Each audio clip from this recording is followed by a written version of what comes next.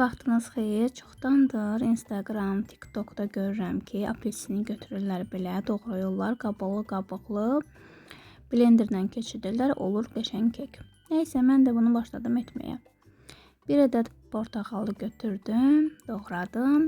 Üzərinə bir 200 ml stakan ölçüsündə şəkər tozu və kofe ölçüdə duru yağ əlavə etdim. Qəşəngcə onu qarışdırdım. Ardından isə 2 yumurta, 2 stakan un, burada birinci stakan əlavə etmişəm 200 ml. Ardından isə ikinci stakan əlavə edirəm. Daha doğrusu əvvəlində qabartma və vanil əlavə etdim.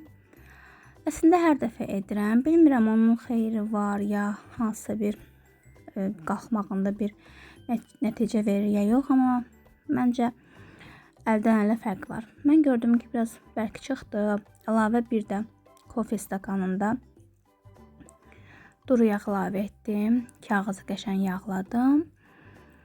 Belə qatı alındı. Çox da qatı alınmadı, amma yaymaqda biraz çətinlik çəkirdim. Çünki tam da belə yayılıb öz yerini almırdı tavanın içərisində. Mən də lapata ilə sonra səliqəyə saldım.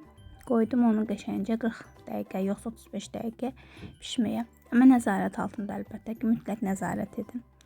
Sonluq olaraq çox qəşəng çıxdı, xoşuma gəldi. Amma portağalın qabıqları biraz acılıq verirdi. Gələn səfər qabıq hiss edəcəm, görüm nəticə nə olar. İzlədiyiniz üçün də təşəkkürlər.